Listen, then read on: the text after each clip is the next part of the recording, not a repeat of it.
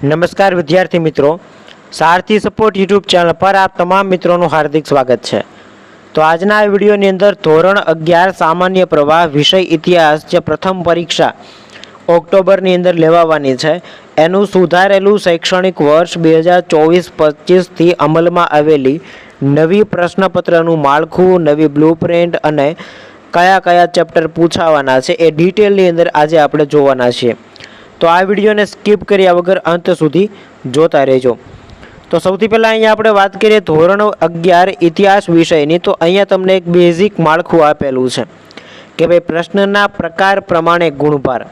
तो तमने ख्याल छे के भाई आ वखते सुधारेला प्रश्नपत्रना माळखा अनुसार 30% प्रश्नों छे ए 30% प्रश्नों तमारे आ वखते हेतुलक्षी प्रकारना आवशे अने 70% प्रश्नों छे ए तमारे डिस्क्रिप्टिव मतलब के वर्णनात्मक आवशे।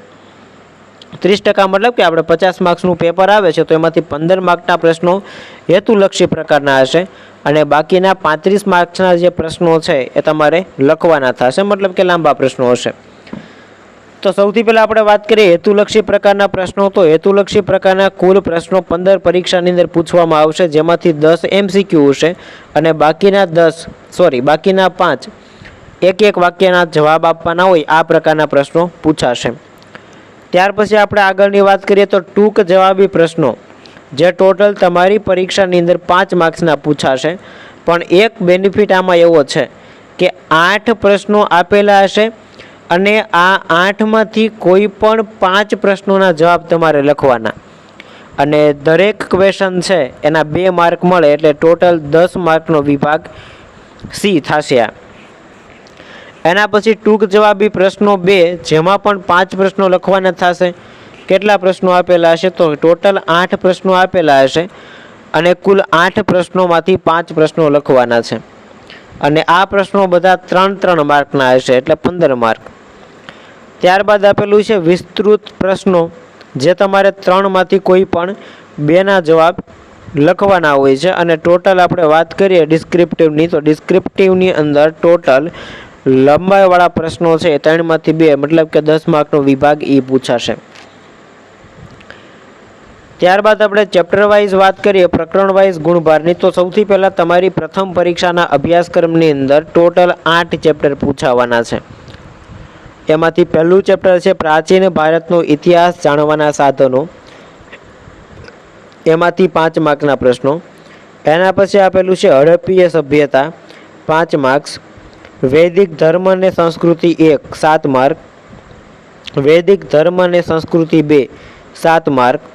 एना पछी आपेलुं छे जैन धर्म अने बौद्ध धर्म टोटल 7 मार्क। त्यारबाद आपेलुं छे महाजन पद जेमांथी टोटल 5 मार्क्सना प्रश्नो अने छेल्ला 2 चेप्टर छे मौर्य युग अने ईस्वीसन पूर्वे 300 થી 300 दरमियानનું भारत। आ 2 चेप्टर 7-7 मार्कना। આવી રીતે તમારું જે પ્રશ્નપત્ર છે એમાં 8 પાર્ટ પૂછાવાના છે। હવે વિભાગ વાઇઝ અહીંયા તમને એક પ્રશ્નપત્રનું માળખું આપેલું છે। જોઈએ સૌથી પહેલા માળખું પ્રશ્નપત્રનું કેવું રહેશે। તો 1 થી 10 નંબરનો પ્રશ્ન છે એમાં સૂચના આપેલી છે કે નીચે આપેલા 1 થી 10 પ્રશ્નોના આપેલા વિકલ્પોમાંથી સાચો વિકલ્પ પસંદ કરી અને જવાબ લખો। દરેક પ્રશ્નનો 1 ગુણ રહેશે मतलब કે 10 વિકલ્પો આ વખતે તમને પરીક્ષામાં પૂછાશે। જે અત્યાર સુધી તમને 5-5 વિકલ્પો પૂછાતા એને બદલે હવે 10 વિકલ્પ એટલે જે વિદ્યાર્થીઓને ખાલી પાસ થવાનો ટાર્ગેટ છે એ વિદ્યાર્થીઓ માટે પણ હમણાં હું તમને ખાસ એક ટિપ્સ આપવાનો છું કે કેટલા ચેપ્ટર તમે તૈયાર કરો તો આરામથી પાસ થઈ જાઓ। એના પછી વિભાગ બી ની આપણે વાત કરીએ તો વિભાગ બી ની અંદર 11 નંબરથી લઈ અને 15 નંબર સુધીના પ્રશ્નો આવશે। સૂચના આપેલી છે કે ભાઈ નીચે આપેલા 11 થી 15 પ્રશ્નોના ઉત્તર એક વાક્યમાં લખો। દરેકનો 1 ગુણ ટોટલ 5 પ્રશ્નો અને 5 માર્ક। એના પછી આપણે વિભાગ સી ની વાત કરીએ તો નીચે આપેલા પ્રશ્ન ક્રમાંક 16 થી 23 માંથી કોઈ પણ 5 પ્રશ્નોના જવાબ લખો। मतलब કે તમને પરીક્ષામાં વિભાગ સી માં 8 પ્રશ્નો આપેલા હશે અને આ 8 પ્રશ્નોમાંથી તમારે કોઈ પણ 5 પ્રશ્ન લખવાના, દરેકના 2 માર્ક એટલે ટોટલ વિભાગ સી 10 માર્ક। એના પછી વિભાગ ડી 24 થી 31 નીચે આપેલા 24 થી 31 પ્રશ્નોમાંથી કોઈ પણ 5 પ્રશ્નના મુદ્દાસર જવાબ લખો અને દરેક પ્રશ્નના 3 માર્ક હોય તો ટોટલ વિભાગ ડી જે તમારો છે એ વિભાગ ડી આમ ગણીએ તો આપણે 3 માર્કના પ્રશ્નો હોય એટલે 15 માર્કનો થયો.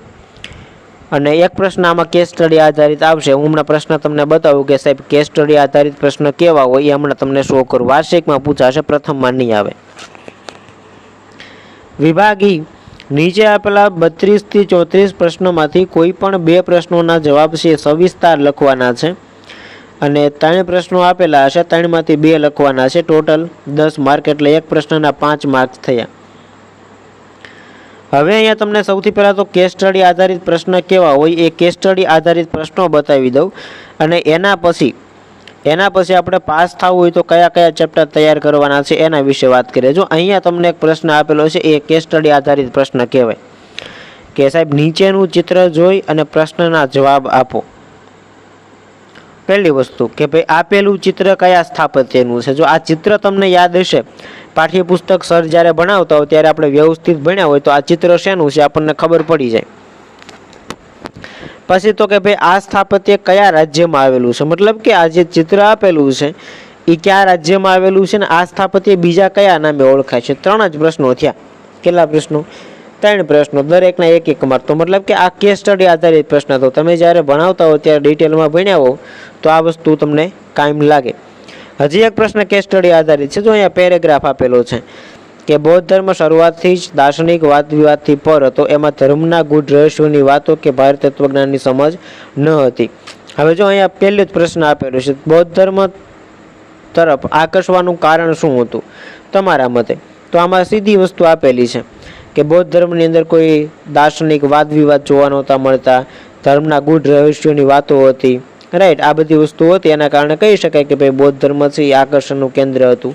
આવી રીતે પેરેગ્રાફ આધારિત પ્રશ્ન પણ કેસ સ્ટડીમાં આવે. જો શ્યોર નથી પેરેગ્રાફ જ હોય, આની જગ્યાએ ઘણી વખત કોઈ ચિત્ર આપેલું હોય, ઘણી વખત કોઈ સ્ટોરી આપેલી હોય, તમારા શબ્દમાં લખવાનું હોય. જો અહીંયા આપેલું છે કે તમારા મતે, એવું જરૂરી નથી કે પેરેગ્રાફમાં જે વસ્તુ આપેલી છે એ જ લખવાની, રાઈટ. તો આ રીતનું આખું તમારું કેસ સ્ટડી આધારિત પ્રશ્ન ટોટલ 5 માર્ક્સ અને 3 માર્ક 8 માર્કના પૂછાશે.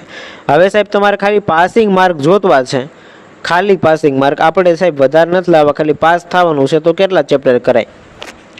તો સૌથી પહેલાં જો અહીંયા આપેલું છે કે આપણે પહેલાં તો પાસ થવા માટે 50 માર્ક્સના પેપરમાંથી 17 માર્ક લાવવાના હોય. કેટલા? 17.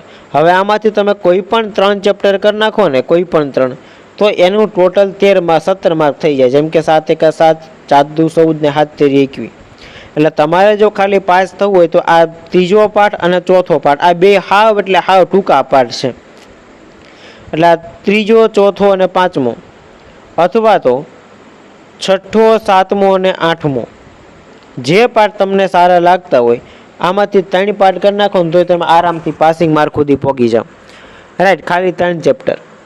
તો વિડીયો પસંદ આવ્યો હોય તો લાઈક કરી દેજો, ચેનલને સબસ્ક્રાઈબ કરવાની બાકી હોય તો સબસ્ક્રાઈબ કરી દેજો. મળીએ છીએ નવા વિડીયો સાથે. જય હિન્દ, જય ભારત.